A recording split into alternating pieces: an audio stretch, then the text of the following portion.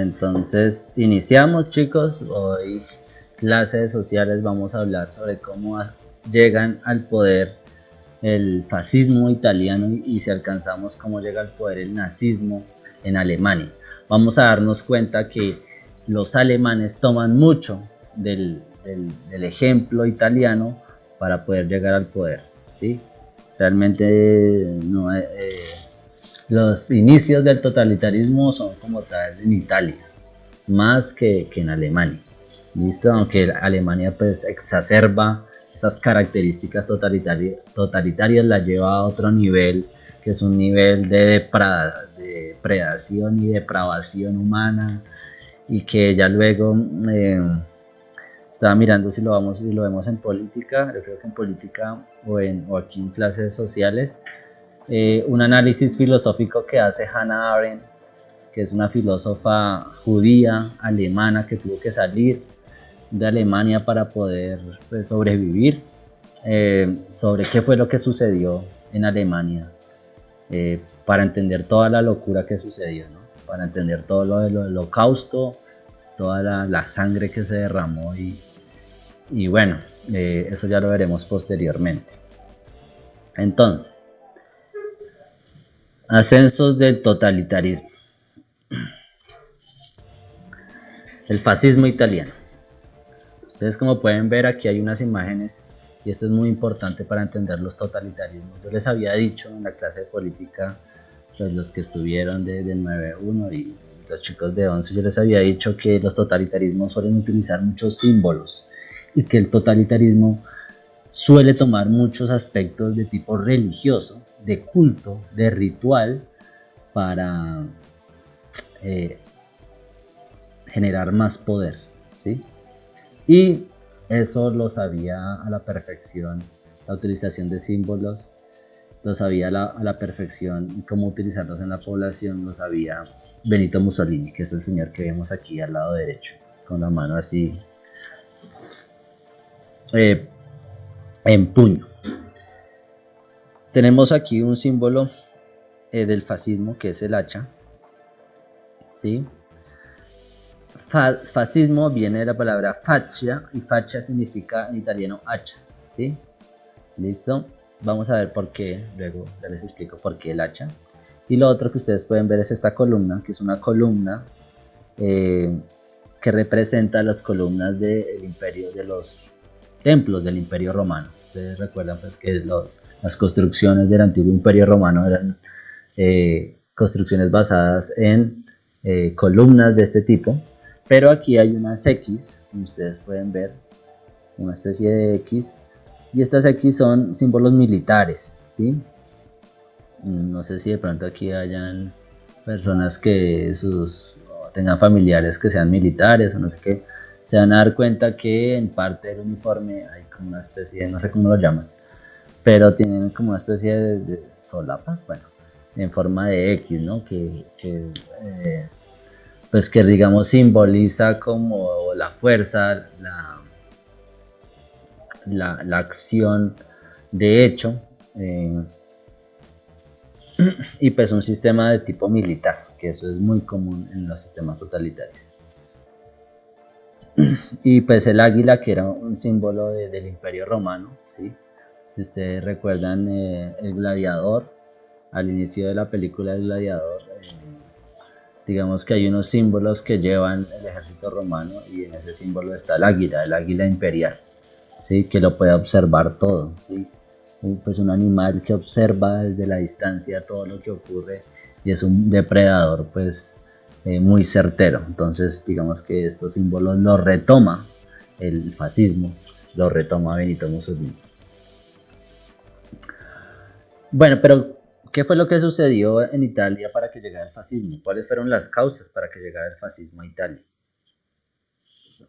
Para entender eso, pues hay que ver qué fue lo que sucedió en la Primera Guerra Mundial, recordar los chicos de 11 y también recordar los chicos de 9 de lo que hemos hablado.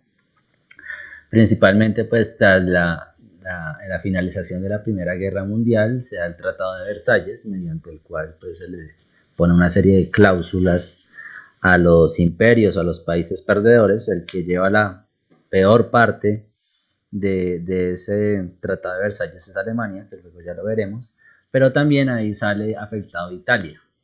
¿Por qué? Es que Italia en la Primera Guerra Mundial fue también como un torcido, porque al primer año, primeros 6 meses, estuvo a favor de Alemania, ¿no? Si ustedes recuerdan. Y luego se torció y decidió irse al bando de Francia e Inglaterra, ¿sí? Entonces, a la Triple Alianza, se puso a favor de la Triple Alianza. Y pues era como una especie de lambón y ese Lambert lo quería principalmente para poder expandir su territorio, ¿sí? Entonces por allá los italianos en la Primera Guerra Mundial habían llegado a un acuerdo con los franceses e ingleses de que en caso pues, de que se ganara la guerra, le cedieran los siguientes territorios, que es el territorio de Fiume, Trieste y Dalmacia. Entonces ustedes pueden verlo aquí, está en morado, de acá es Trieste y Fiume, y esa parte pertenecía al Imperio Austrohúngaro, que ustedes recuerdan que el Imperio Austrohúngaro hacía parte de la Triple Entente en la Primera Guerra Mundial, igual que Dalmacia. Pero ¿por qué lo estaban exigiendo, querían los italianos, estos territorios?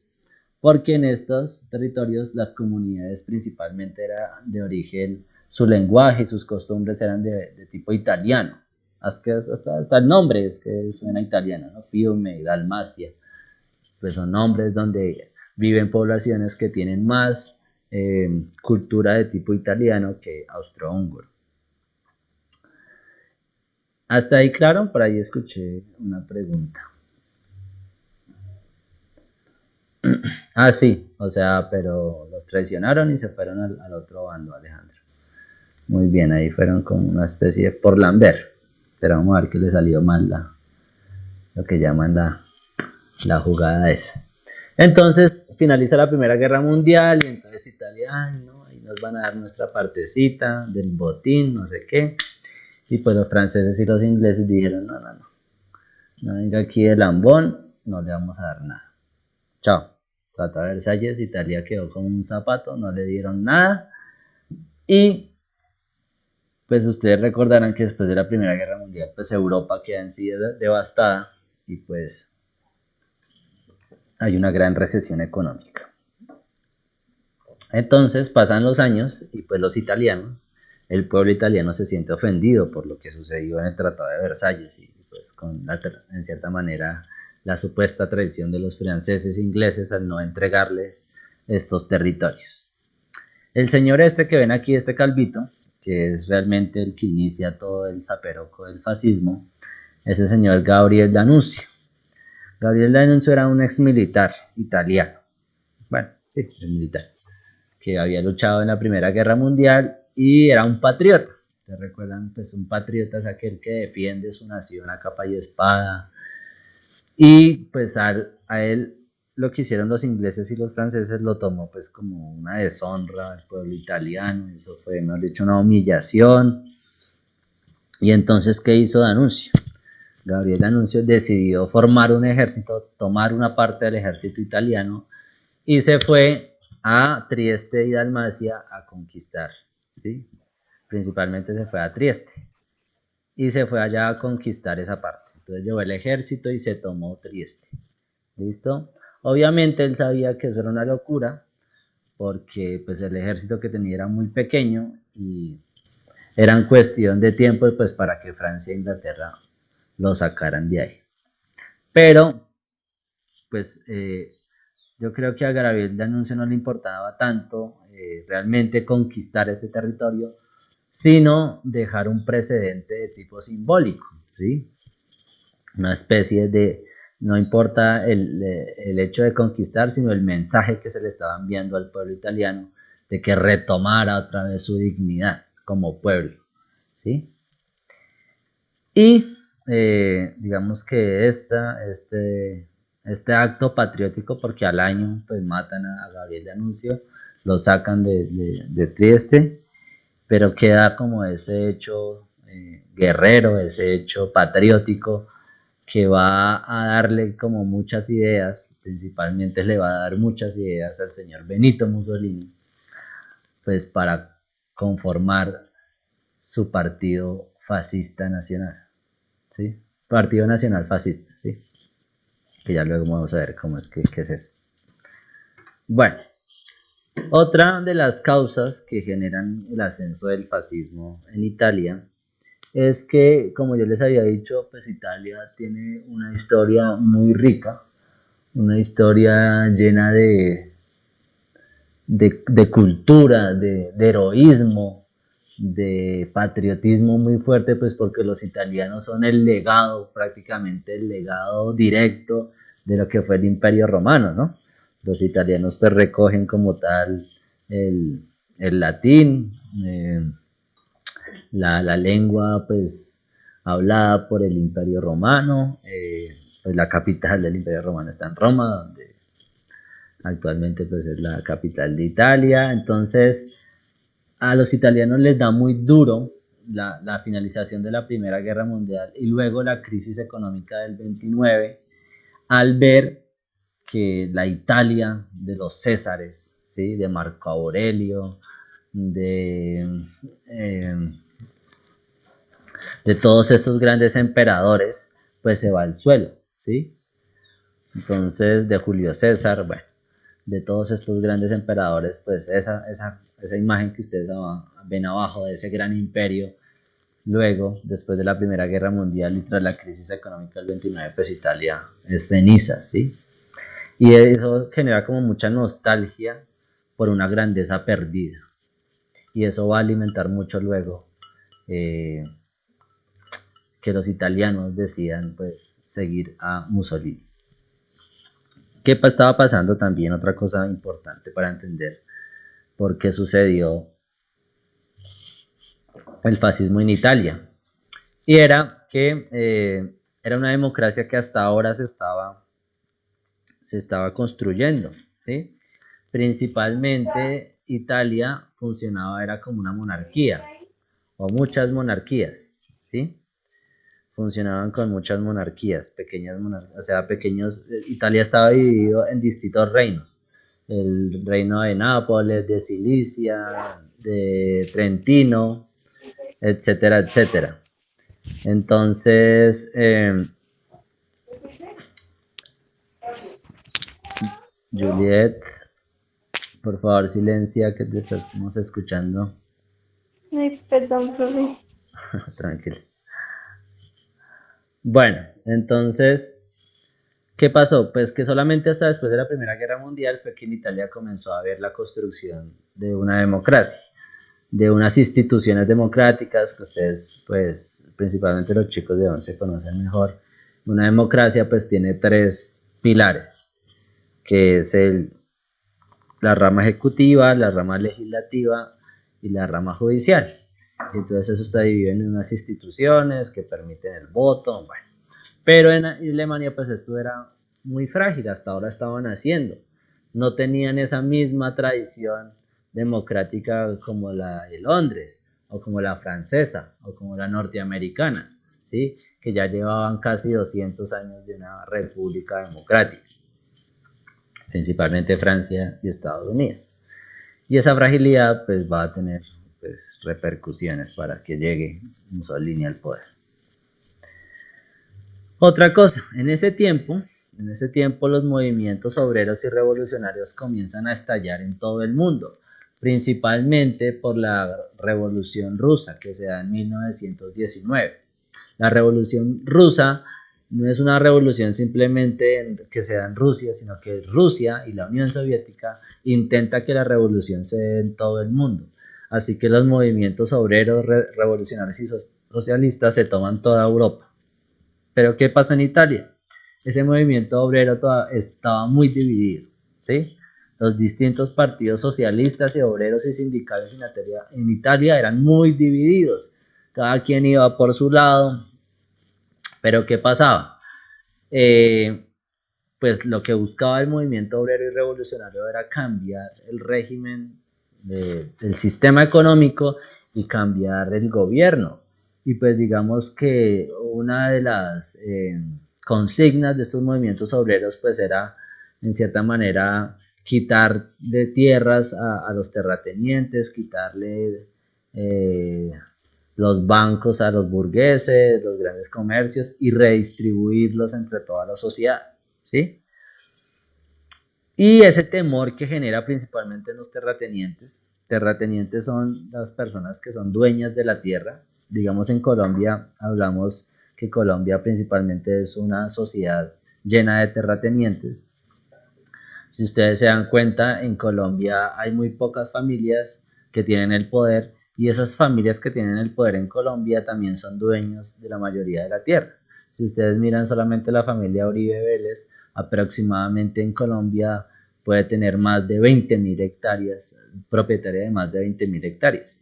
Ustedes también miran las familias ricas en el Valle del Cauca, también son dueños de extensiones enormes de tierra o en la costa, ¿sí? En la costa se ve mucho más claro eso, con los Lacutir, con los López, con los...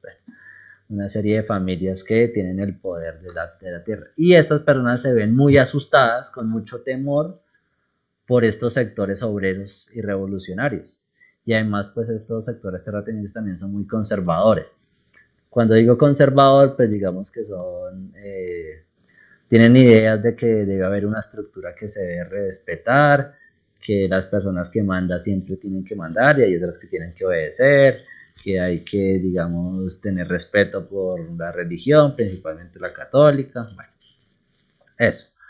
Pero entonces, ¿qué pasó en Italia? Que los movimientos obreros y revolucionarios fueron muy divididos y por eso no hubo la posibilidad de una revolución obrera en Italia. Hasta ahí preguntas, chicos, para no cansarlos.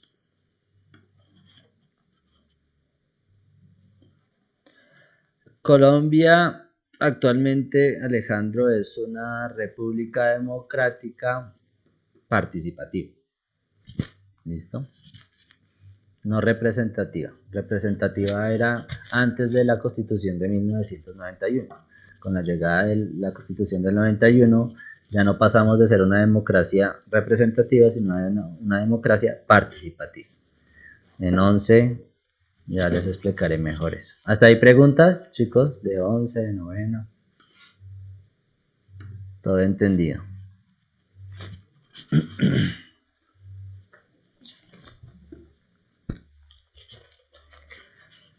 Preguntas, dudas. 900.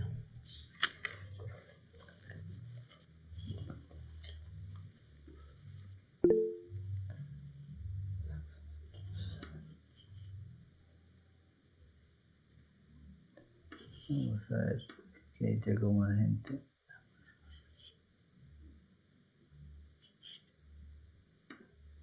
¿No?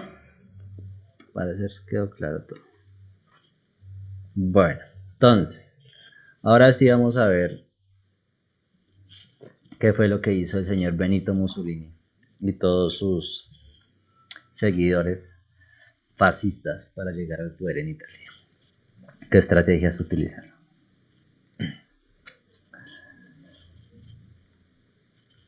Entonces,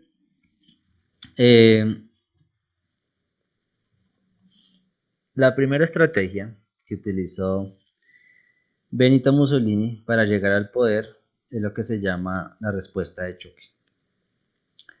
¿Listo? ¿Qué pasó? En Italia pues había mucha conmoción, principalmente, yo les había dicho, después de la Gran Depresión de 1929, que afectó a toda Europa, ¿sí? Ustedes recordarán que la Gran Depresión o la recesión económica que hubo en Estados Unidos afectó a toda Europa porque pues Europa estaba endeudada de Estados Unidos y pues Estados Unidos al estar en quiebra no podía ya más subsidiar a Europa, así que los europeos quedaron pues con los calzones para abajo porque no había quien los apoyara económicamente. Entonces eso que generó mucha perturbación en la sociedad y en una sociedad como la italiana, donde como les decía, los movimientos obreros y socialistas estaban peleando, habían otros movimientos liberales también, mejor dicho, eso era manifestación tras manifestación en Roma, en Nápoles, en las grandes capitales, en Milán, de Italia, había protestas a cada rato, paros, se quemaban casas de la gente, mejor dicho, eso era un despelote.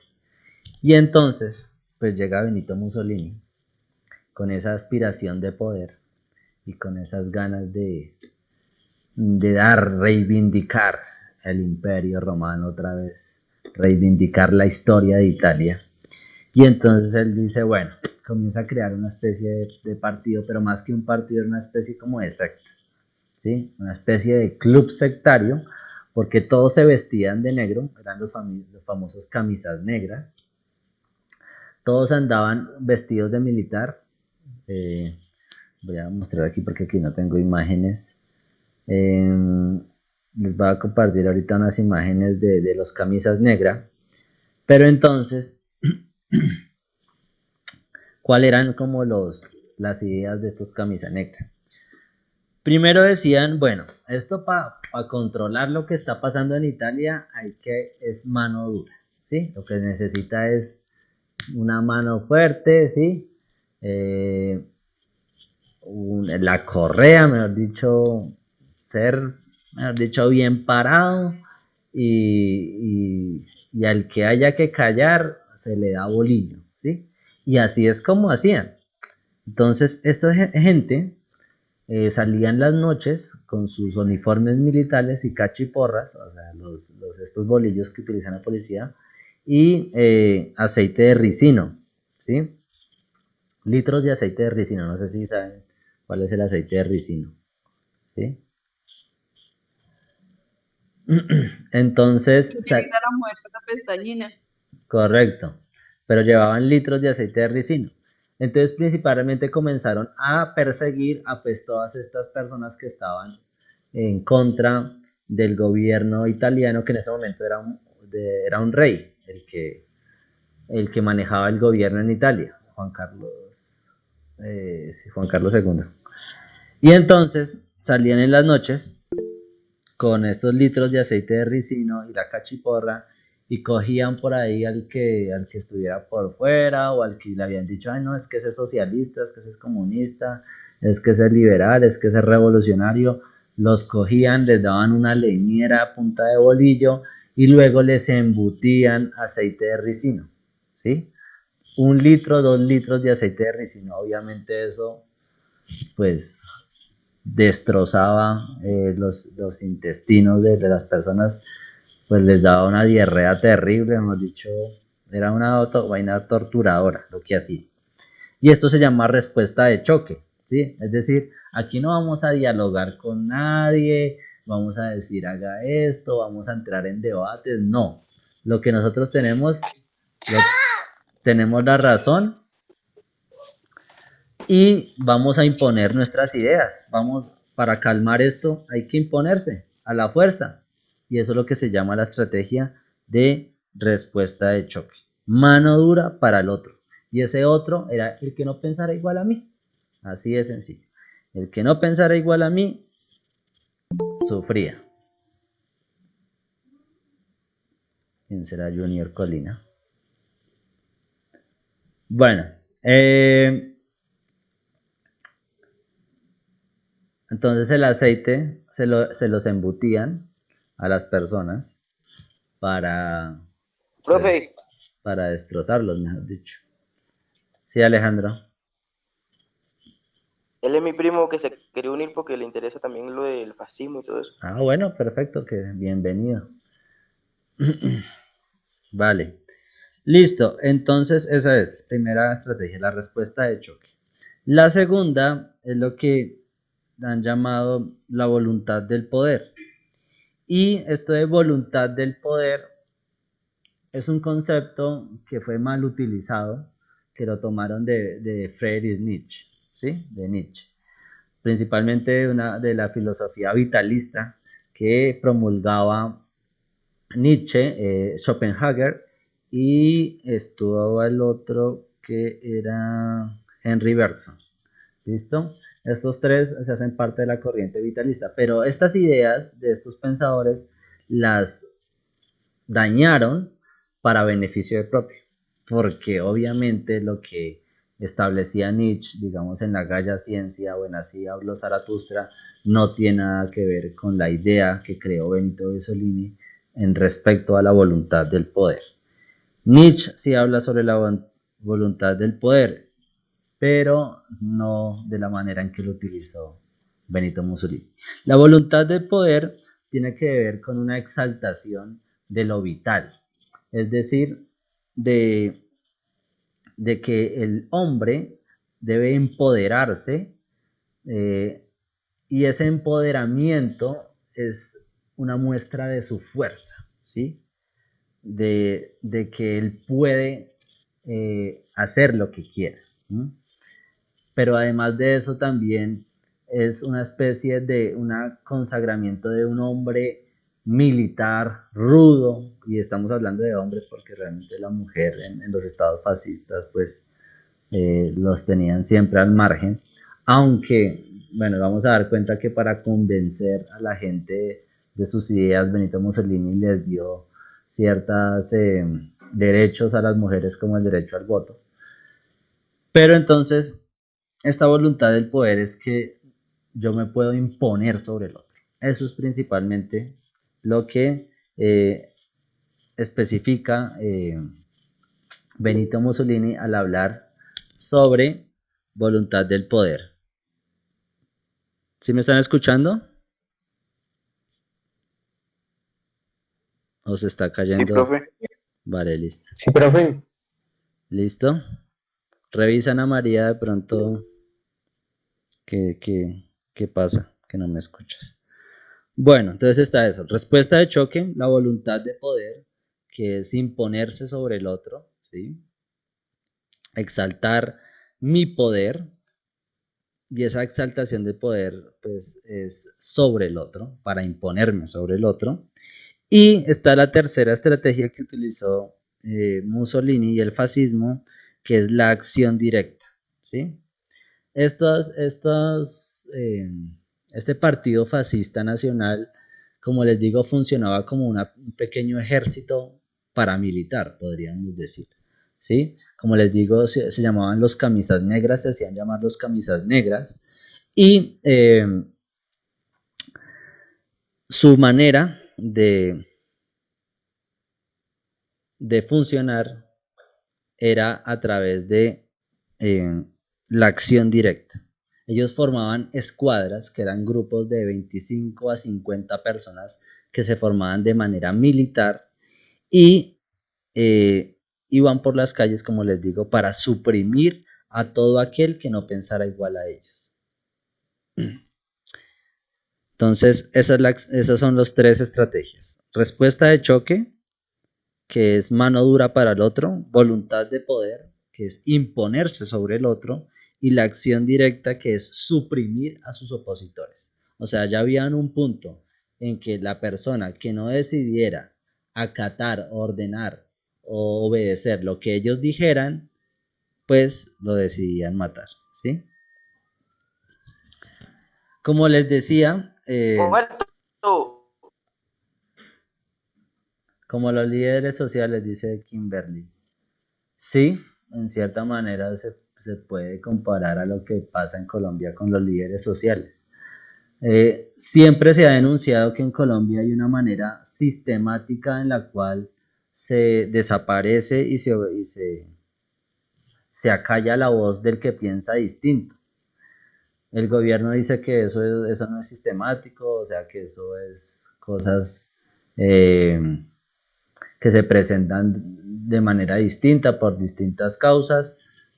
Yo, pues según lo que he analizado, veo claramente que hay una sistematicidad, hay una manera, hay unas personas que operan de una manera para eliminar a estos líderes sociales. Y creo que sí, en cierta manera, Kimberly tiene mucha similitud con lo que pasa aquí en Colombia.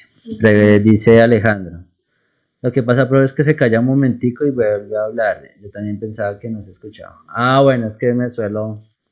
no, a veces no tengo tanta fluidez, entonces me quedo pensando la palabra correcta que quiero decir. Listo. Entonces, por un lado, entonces el ejercicio que va a hacer Benito Mussolini para llegar al poder es el ejercicio de la violencia, ¿sí? Al que se opusiera a lo que el fascismo dijera, o lo cogían a palo, o lo llenaban con aceite de ricino, o lo mataban. ¿Listo? Obedece, obedece. Y para convencer a la gente utilizaban una serie de discursos como el famoso discurso del destino manifiesto, ¿sí? El destino manifiesto es que Italia y el pueblo italiano, por su descendencia imperial romana, estaba destinada por Dios para gobernar, para ser un gobierno, para ser un pueblo grande que dominara el mundo. Y eso no solamente lo utilizó Mussolini, sino también lo utilizó Hitler. Y Hitler fue mucho más, digamos, más profundo en utilizar esto del destino manifiesto, porque él lo buscó no de la historia de Alemania, sino lo sacó de la raza aria. Y por allá, ya luego vamos a hablar, Hitler vinculó el tema de la raza aria con una simbología de una raza suprema de la cual habla una religión hindú de la India. La esvástica alemana es por allá sacada de una simbología de la India, ¿sí? Luego vamos a hablar específicamente de eso. ¿Listo? Entonces comienzan a Mussolini a hablar esto del destino manifiesto, de que hay que volver otra vez a la grandeza de lo que era el pueblo italiano, de lo que era el imperio romano, de lo que era la conquista del mundo. Y esto, pues, digamos, comienza a darle como mucho sentido patriótico a muchas personas en Italia. ¿Listo?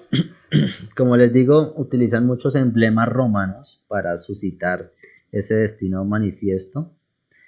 Y otra cosa muy importante para poder entender cómo es que Mussolini comienza a envolver a toda la sociedad italiana, por lo menos el 60% de los italianos, no creían, estaban convencidos de que Mussolini era el que los iba a sacar de la crisis y que iba a llevar a Italia a un buen puerto. Eso se da principalmente a través de la radio. O sea, sin la radio, Mussolini no hubiera podido hacer lo que hizo, ¿sí? La radio se convierte en el transmisor de esas ideas. Y además Mussolini, igual que Hitler, eran unas personas que eran muy buenas para hablar, para echar discursos de manera, pues, directa, ¿sí? Eran muy buenos en eso. Ustedes pueden ver en YouTube la manera en que hablan, eso se empoderan cuando están hablando, alzan la voz, gesticulan, envuelven a la masa en sus discursos ideológicos. Digamos que para que haya una similitud de lo que les digo, ustedes pueden ver los discursos de Jorge Eliezer Gaitán. No, pues no estoy asimilando que sean igual, que hablen de lo mismo, obviamente, pero sí tienen esa misma energía, ¿sí? Es una energía que atrapa a la gente. Y eso va a ser muy importante porque ya cuando llega el fascismo al poder, una de las claves para entender el fascismo es que el líder es el que suplanta las instituciones democráticas. El líder es el ejecutivo, el líder es el administrativo, el líder es el judicial, el líder es el legislativo, el líder es todo, ¿sí? Me hace recordar un capítulo de Los Simpson que habla de un momento en que Homero y toda la familia se unen a una especie de secta y entonces dicen, el líder es bueno, el líder es bello, todo lo que diga el líder es bueno. Más o menos eso es lo que sucede en Italia. Una pregunta aquí de Juan Camilo. El test de fascismo está en el modo, Camilo. Yo lo subí ahí en modo. Mira ahí en el muro. y ahí lo encuentras. Si no, pues me escribes al modo y yo te envío el link, pero está en el muro. ¿Listo?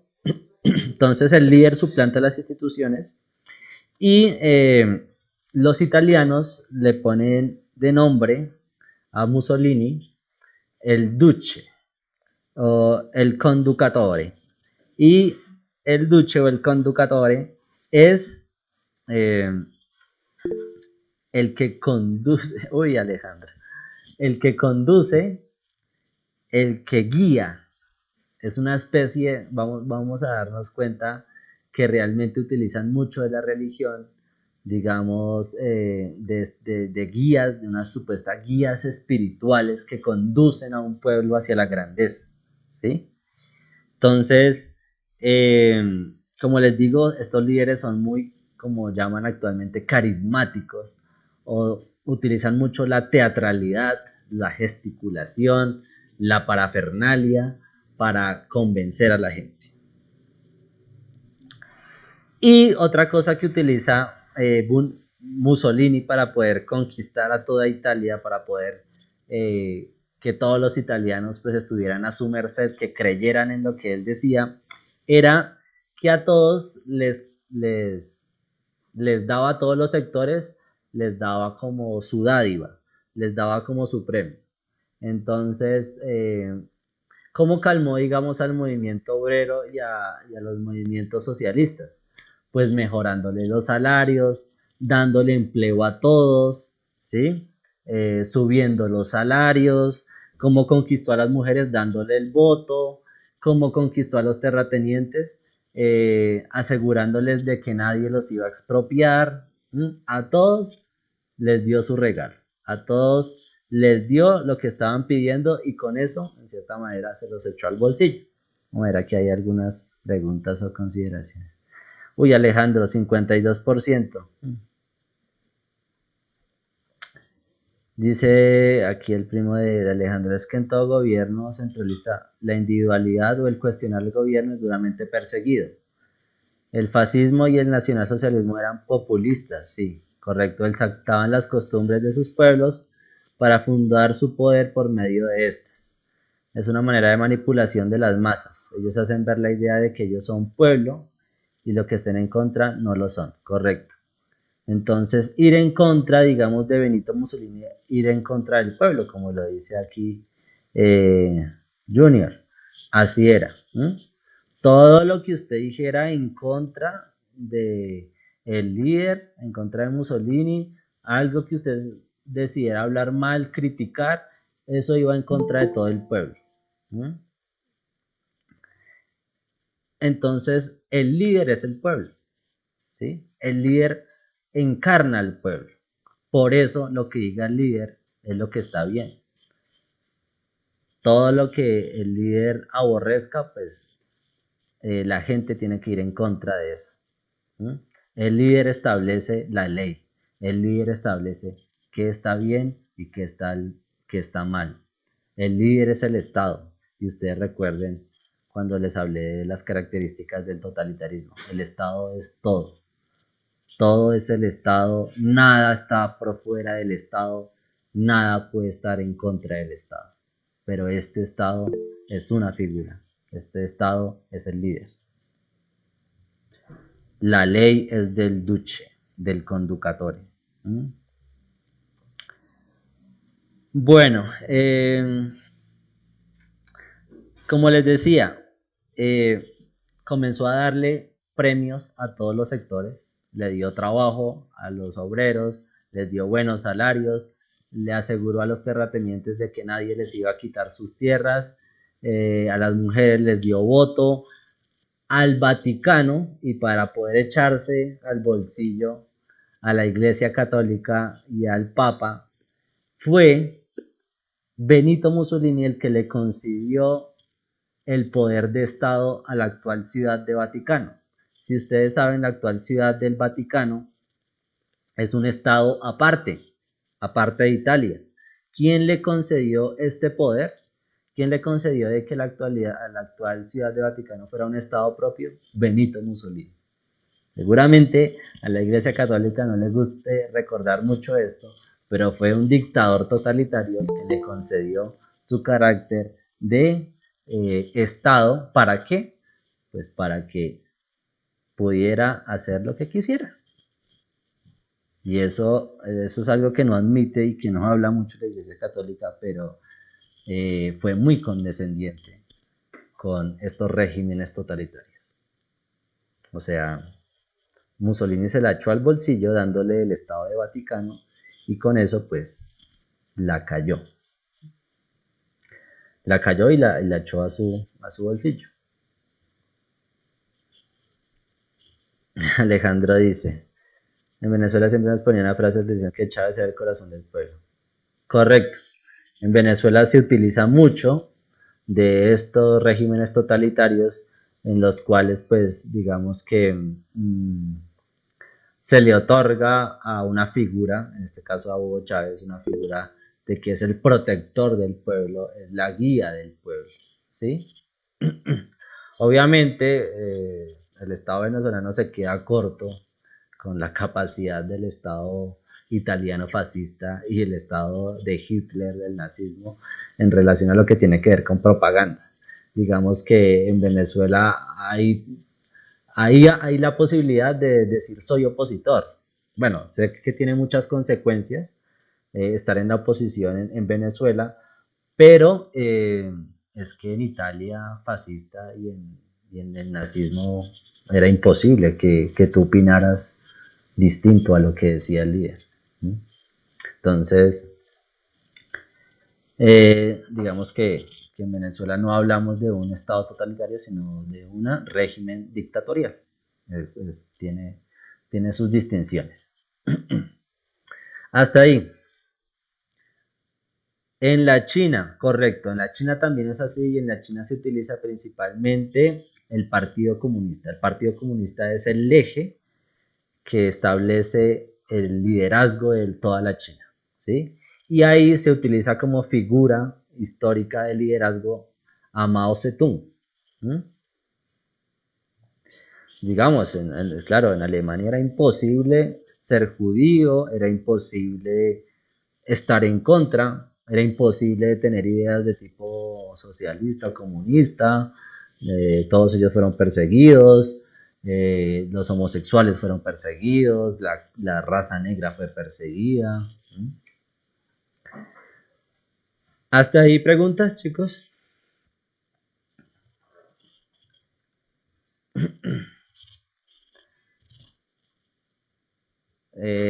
Y nos va a quedar pues para dentro de 8 días hablarles del nazismo, ¿no? De cómo es que llega Hitler al poder. Y para que sepan, Hitler no llega al poder como llegó Mussolini, que Mussolini cómo llegó al poder finalmente.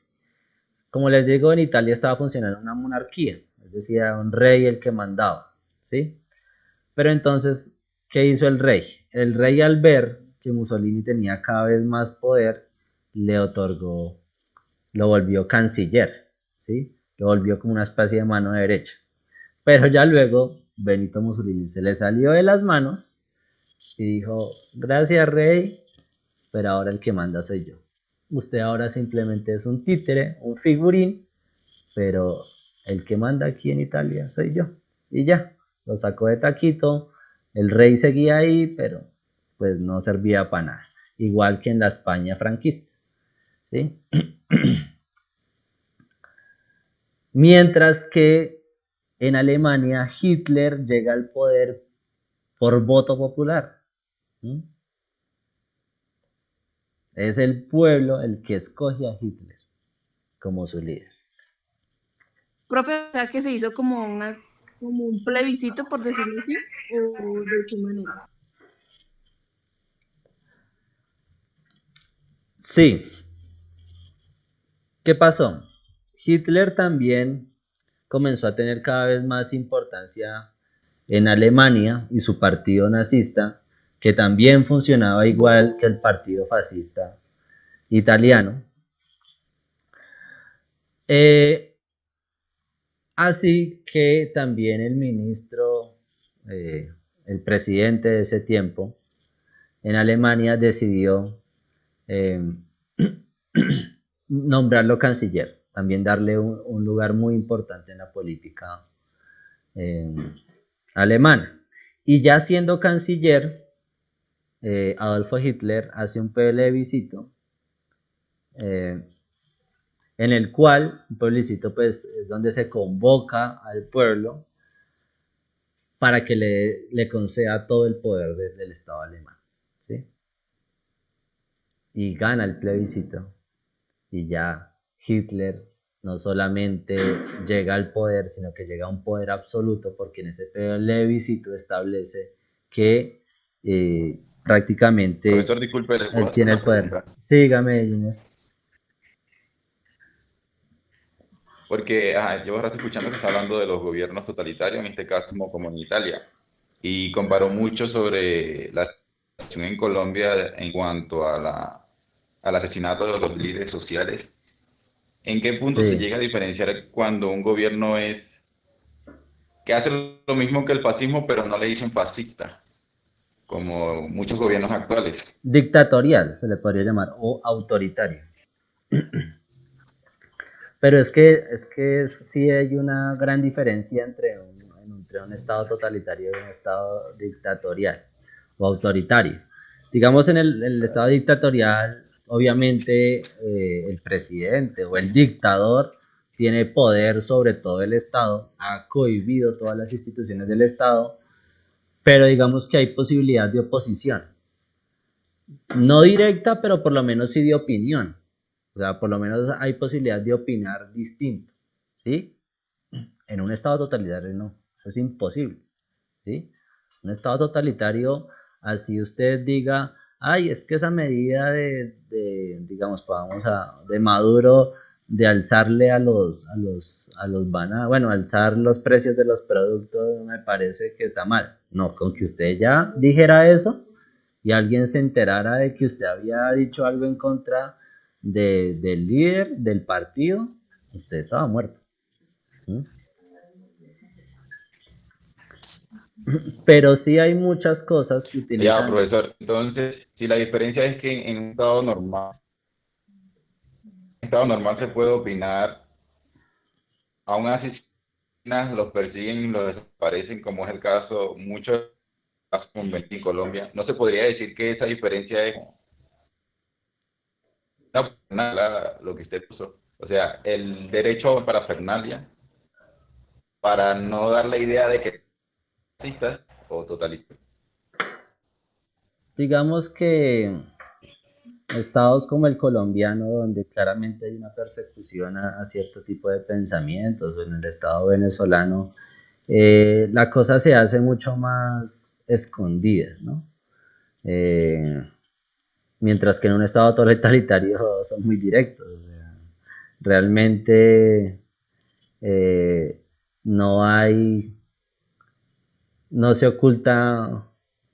Bueno, sí, sí, no, pero digamos que en relación a los que son opositores, la acción es directa, directamente se los busca y se los oprime.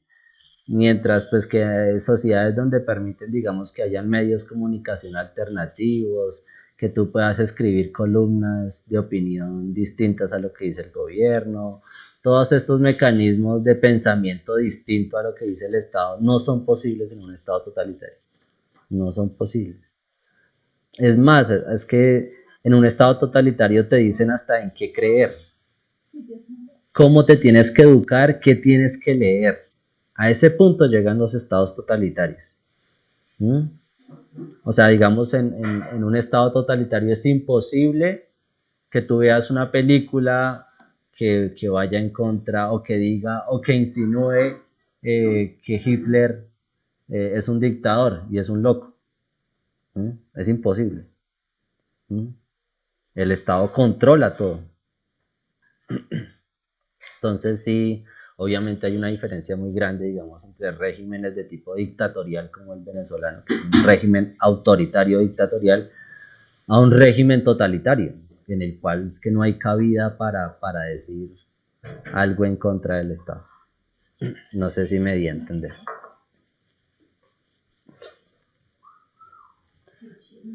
pero digamos que en el Estado como colombiano son un poco, el poder es mucho más estratégico, eh, no actúa de manera directa, o sea, tiene como una cortina en la cual se muestra como un gobierno democrático que respeta los derechos, pero obviamente detrás de ese telón sí hay muchos estructuras de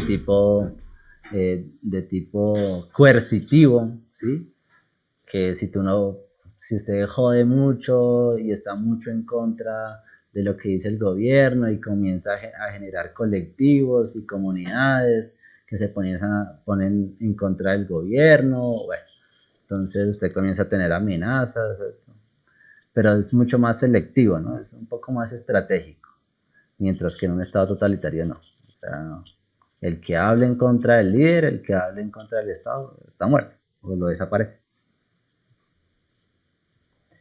No, con mucho gusto y qué bueno pues que hayan personas distintas a mis alumnos en estas clases. Eso me, me llena me da mucha alegría pues para continuar con este tipo de clases. Ya dentro de 8 días entonces hablaremos sobre el nazismo y dentro de 15, si nos da el tiempo, no sé. Bueno, ya veremos, pero sí les quería hablar sobre Hannah Arendt y sobre su libro La banalidad del mal para que nosotros podamos entender cómo es posible que todo un pueblo eh, se una a la locura de estos sujetos. ¿Sí? Entender qué pasa en la psicología de las masas para que suceda este tipo de horrores, ¿no? Tal vez, digamos, también nos ayude a entender eh, temas como el de Colombia, como el de Venezuela. ¿Sí? Muy interesante ver eso. Bueno, no siendo más, les agradezco muchísimo a todos.